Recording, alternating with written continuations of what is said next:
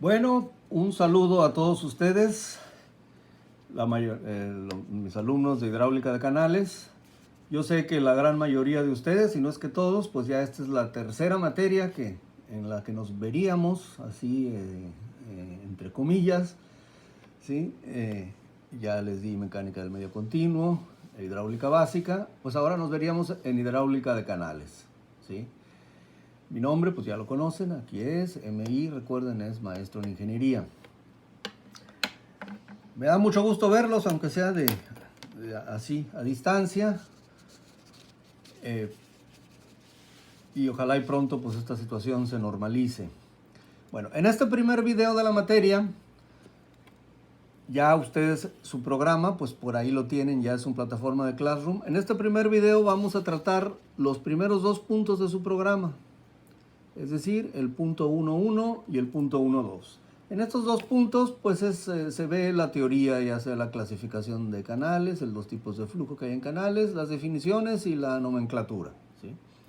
Ya en un video posterior, ya empezaremos con las fórmulas, ¿sí?, de los canales y después con aplicaciones. Muy bien, pues comenzaremos con nuestro primer punto, que es el punto 1.1. Hidráulica de canales es el nombre de la materia, la unidad 1 es flujo uniforme en canales, ¿sí? Ahorita, en el transcurso de estos puntos, vamos a ver qué quiere decir flujo uniforme. Bueno, el primer punto, como dice su programa, es definiciones y nomenclatura. La primera definición, pues obviamente es de lo que se trata el curso. ¿Qué es un canal? Bueno, pues un canal es una conducción por la cual circula un líquido, que por lo general es agua, presentando una superficie libre a la presión atmosférica. O sea, para que se considere un canal, el flujo, el agua, tiene que tener una superficie libre. Y esa superficie libre tiene que estar a la presión atmosférica. Recuerden ustedes, en hidráulica básica veíamos los conductos a presión, que son las tuberías. El agua ahí, en ese caso, o el líquido, se mueve por diferencia de presión. También por diferencia de altura, pero también por diferencia de presión. Recuerden la ecuación de Bernoulli. Aquí nada más se movería por cuestión de la fuerza de gravedad. Bueno, debido a lo anterior, el flujo en un canal se debe, como les decía, a la acción de la fuerza de gravedad sobre el agua, ¿sí? A causa de que la presión en todos los puntos de la superficie libre, pues es la atmosférica, ¿sí? Obviamente, para que la fuerza de gravedad se manifieste, pues es necesario que el terreno tenga cierta pendiente. Si nosotros hacemos un canal, pero la plantilla, el fondo del canal es horizontal, pues el agua no va a circular, tiene que tener una cierta pendiente y entonces ya circula. ¿Debido a qué circula? Pues a la fuerza de gravedad sobre el líquido, ¿no?, sobre el agua. Bueno, ¿cómo se clasifican los canales?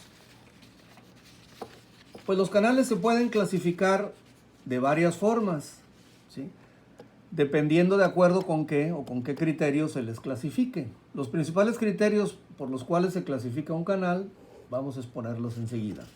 La primera clasificación es, aquí le ponemos A, de acuerdo con la forma de su sección transversal.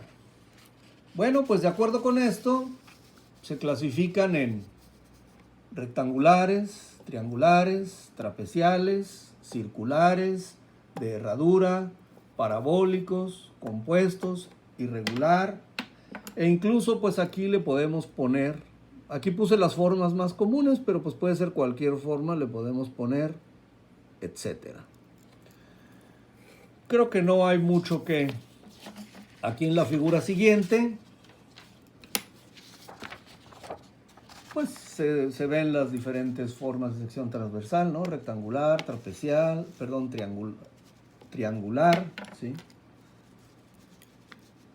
Hasta ahorita me di cuenta. Este es triangular y siempre reviso, ¿no? Bueno, pero así pasa.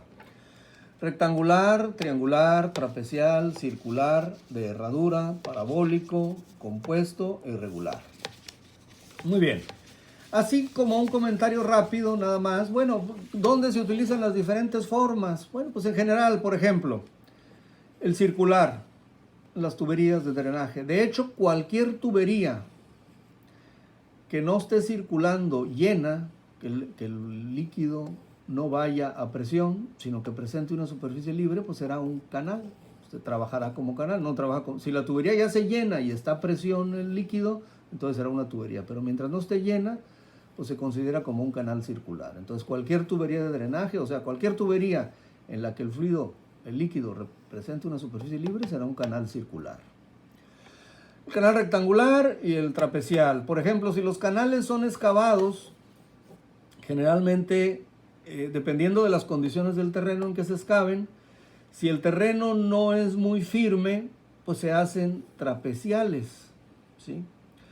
Porque hacerlo rectangular implicaría que los taludes, las paredes, se puedan desmoronar muy fácilmente. Si el canal, por ejemplo, es excavado en roca o en un suelo muy firme, entonces sí se puede hacer rectangular, porque podemos suponer que las paredes se van a mantener en su lugar, ¿sí? Si no, pues puede ser trapecial o triangular, ¿sí? Ahorita vamos a ver qué pasa con la sección herradura. Es una sección usada en grandes acueductos. Ahorita en una figura siguiente vamos a ver cómo se construye una sección de herradura y qué ventajas tiene hacerla de esta forma. Parabólico puede ser, ¿no? Compuesto, por ejemplo. Los canales compuestos generalmente son de sección trapecial. Generalmente se diseñan para que cuando un río, por ejemplo, pasa por una ciudad, no sé si vieron una película, creo Terminator 2, o en varias películas yo he visto un canal de un río que pasa por Los Ángeles, ¿no? Generalmente el canal de más al fondo es el canal por el que circula el agua con el caudal normal del río, ¿no?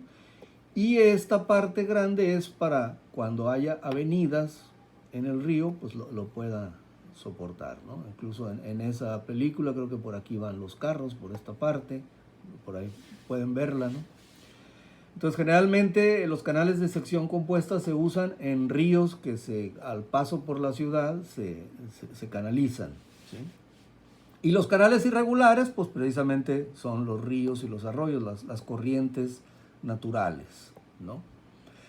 Por ejemplo, ¿dónde se usa un canal, por ejemplo, parabólico o triangular? ¿Sí?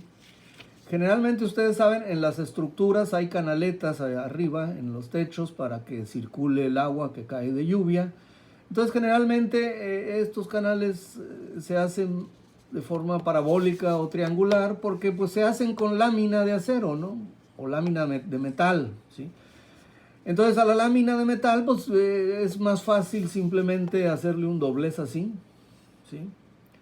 Y queda parabólico, o hacerle nada más un vértice aquí para que quede triangular, ¿sí? Y sería más complicado hacerlo así o así. Generalmente los triangulares y los parabólicos se usan para como canaletas para desaguar agua en las azoteas, ¿sí? Pero bueno, aquí está todos los... Y el etcétera pues puede ser cualquier otra forma, ¿no? ¿Cómo se construye una sección de herradura? Que les decía que es la que se usa para grandes acueductos. En esta figura, aquí la tienen. Una sección herradura, básicamente del punto medio, la parte de arriba es un semicírculo, ¿sí? O sea, es un círculo, ¿sí? Trazado con un radio d sobre 2, la mitad del diámetro, ¿no? Bueno, ese círculo, por ejemplo, el diámetro, que es este de aquí a acá, se hace centro con el compás aquí y se traza un tramo de círculo aquí, ¿sí?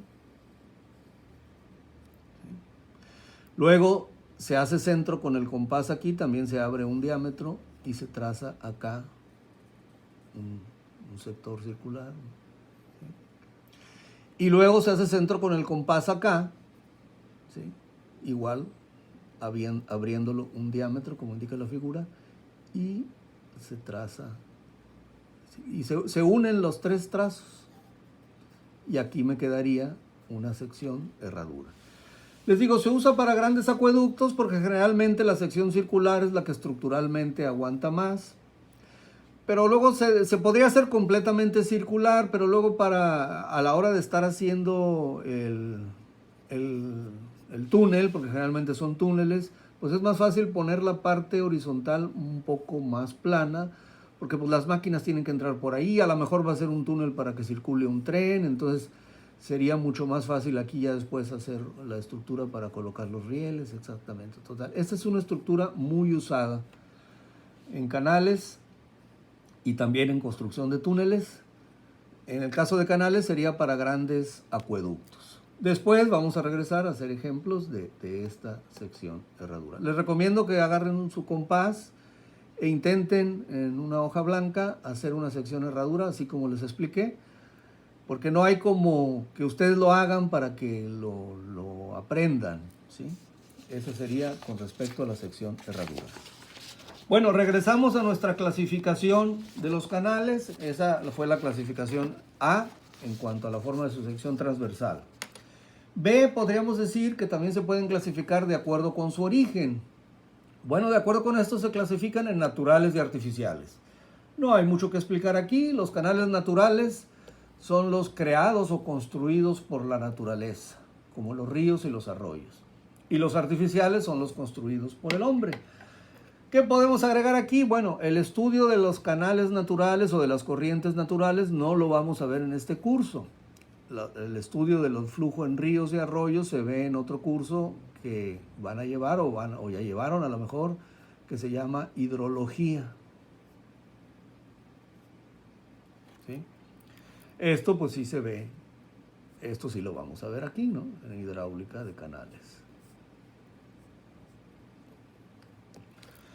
Muy bien. La otra clasificación es de acuerdo con la continuidad de su sección transversal. De acuerdo con esto se clasifican en prismáticos y no prismáticos. Un canal prismático es aquel que tiene una sección transversal y pendiente del fondo constantes. En una longitud grande no cambia ni su sección transversal ni su pendiente. Y un no prismático pues es cualquier canal que no cumple al menos con una de las condiciones anteriores, ¿no? O sea, su sección transversal quizá no puede no cambiar, pero la pendiente sí, o al revés, ¿no? Si no cumple con alguna de estas es un no prismático, ¿sí? A lo largo del curso vamos a estar viendo canales prismáticos y no prismáticos. Bueno, esa sería la clasificación. La última clasificación, que sería la D, es la clasificación de acuerdo con el acabado de sus paredes y fondo. Bueno, de acuerdo con esto se clasifican, esto también es muy sencillo, revestidos y no revestidos. Pues, como su nombre lo indica, un canal revestido es cuando el material de las paredes y fondo no es el original, sino que existe un revestimiento de otro material, ¿no? Concreto, mampostería, acero, madera, etc. Y no revestidos, pues son los canales simplemente excavados. El material del fondo y paredes es el terreno natural donde se excavó el canal, ¿sí? Muy bien. Vamos a ver la nomenclatura. Por aquí me faltó, ¿sí? Perdón. El siguiente punto es la nomenclatura de un canal. Bueno, en la siguiente figura se presentan los términos más usados para designar las partes de un canal. Entonces esta figura, cuando la vean en el video, le pueden dar pausa para que la copien, para que la tengan por ahí. Aquí está, nos basamos en una sección trapecial porque es la que permite ver mejor las cosas, ¿no? Por ejemplo, el tirante es la profundidad del agua en el canal. ¿Sí? Es más, les adelanto, al tirante en todo este curso le vamos a llamar con la letra Y. Es la profundidad del agua. Luego está aquí, hasta aquí va el agua, el ancho de la superficie libre será esta longitud. ¿Sí? Y acá en el fondo sería el ancho del fondo, ¿no? A este fondo se le llama plantilla, o se le puede llamar solera, o simplemente fondo del canal, ¿sí? A esta parte de acá, a las paredes, se les llama talud. Se le puede llamar pared, ¿no? Pero lo más correcto en ingeniería civil es llamarle talud. Estos son los taludes, este sería el ángulo de inclinación del talud. Obviamente en un canal rectangular, el ángulo de inclinación del talud sería 90 grados. En un canal rectangular, el ancho de la plantilla o solera sería el mismo que el ancho de la superficie libre, ¿sí? En un canal triangular, por ejemplo, pues no hay plantilla, ¿no? Simplemente sería un triángulo. El ancho de la plantilla o solera sería 0, ¿no? Y finalmente tenemos acá el bordo libre. El bordo libre es la distancia vertical que hay desde donde está el agua a donde está excavado el canal o a donde empieza el canal, ¿no? La distancia que hay desde donde está el agua hasta acá. Esta, nomás hay que tener en cuenta, esta así como está marcado aquí, es distancia vertical. Esta es la nomenclatura principal, pues, de un canal. Bueno, pasamos al siguiente punto. Punto 1.2, que sería tipos de flujo en canales. Bueno, los tipos de flujo que pueden presentarse en un canal se clasifican básicamente en 4. ¿Sí? Puede ser flujo uniforme, flujo no uniforme, flujo permanente o flujo no permanente. El flujo no uniforme puede ser gradualmente variado o rápidamente variado. Bueno, ¿qué significa cada uno de estos? Pues por aquí tenemos la definición de cada uno. Flujo uniforme es aquel en el cual la velocidad del líquido permanece constante a lo largo de una longitud dada. Esto implica, dado que el gasto es el mismo, que tanto el área de la sección transversal como el tirante pues también permanecen constantes, ¿sí? En el flujo uniforme. Es lo que les decía, debido a lo anterior y de acuerdo con la clasificación de canales vista anteriormente, un flujo uniforme solamente se puede presentar en un canal prismático, que sea lo suficientemente largo y recto. Esta clasificación es de acuerdo con el inciso C, lo pueden checar. Bueno, en la unidad 1 precisamente, y también en la 2, vamos a tratar puros canales con flujo uniforme. Bueno, el flujo no uniforme, de hecho la unidad 1 así se llama, ¿no? El flujo no uniforme en este flujo, el gasto, acuérdense, lo vamos a seguir llamando igual que en hidráulica, Q, es constante, pero la velocidad es variable. ¿Por qué varía la velocidad? Pues debido a que alguna condición del canal cambia a lo largo de la longitud del mismo. Por ejemplo, no sé, puede estar el canal a una cierta pendiente y en un punto llega y la pendiente se incrementa, ¿no? Obviamente al incrementarse la pendiente, pues la velocidad aumenta, o al revés, ¿no? Cualquier condición del canal puede cambiar, ¿no? La pendiente, la forma, o ambas, o etcétera, ¿sí? La forma, ¿qué quiere decir? Bueno, puede haber un alargamiento en los taludes, ¿no? Se puede hacer más ancho el canal o se puede hacer más estrecho, ¿sí? Etcétera. Eso sería un flujo no uniforme. El gasto es constante, pero la velocidad es variable. Flujo permanente, ¿a qué se refiere? Es el flujo que se presenta cuando el gasto es constante a lo largo del tiempo. Es decir, el gasto no varía, el gasto permanece, por eso se llama flujo permanente. El flujo permanente puede ser uniforme o no uniforme. Es decir, el gasto es constante, ¿no? Puede ser uniforme en canales prismáticos y sería no uniforme en canales no prismáticos. Finalmente, el otro flujo, que sería el flujo no permanente, pues al contrario del permanente, es el flujo que se presenta cuando el gasto es variable a lo largo del tiempo. Por ejemplo, en las avenidas, en los ríos, ¿sí? De repente aumenta el gasto, ¿no? Rápidamente o lentamente, pero puede variar. Debido a una avenida en un río, debido a la apertura de compuertas en canales de riego, etc., ¿sí? El flujo no permanente también puede ser uniforme o no uniforme. Sería uniforme en canales prismáticos o no uniforme en canales no prismáticos. Muy bien, pues para resumir, les digo, en su programa vamos a estar viendo flujo uniforme en la unidad 1. En la unidad 2 también, aunque se ve ya cuestiones más económicas para ver cuál es la sección óptima que debe tener un canal. Y en la unidad 3 es la preparación matemática para ver el flujo no uniforme, tanto gradualmente variado como rápidamente variado, ¿sí? El flujo permanente y no permanente generalmente, perdón, aquí obviamente en todos esto pues el flujo será permanente. El flujo no permanente ya se vería más bien en otras materias como hidrología, ¿sí? Aunque ya comentaremos aquí un poco más sobre el flujo no permanente. Muy bien. La bibliografía que viene en su programa, pues estos son los libros que más... en este curso, ya acuérdense ustedes que los libros simplemente los usamos para obtener algunas figuras de ellos, ¿sí? Algunas gráficas y para resolver problemas. En la columna vertebral del curso van a ser los apuntes de clase, ¿sí? Muy bien, pues esto sería todo por este video donde checamos los primeros 2 puntos de nuestro programa. Nos vemos en el próximo video donde ya vamos a empezar a ver las fórmulas del flujo uniforme en canales.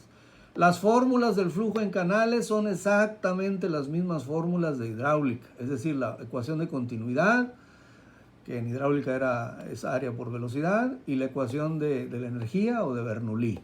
Claro, escritas de forma que se adapten al flujo en canales, pero siguen siendo las mismas. La ecuación de Darcy-Weisbach, todo eso, ¿sí? Cualquier duda pueden recurrir, pues todos ustedes ya tienen ahí su clase de hidráulica, ¿no? Además ya pasaron, ¿no? Bueno, entonces, muchas gracias y estén pendientes del próximo video.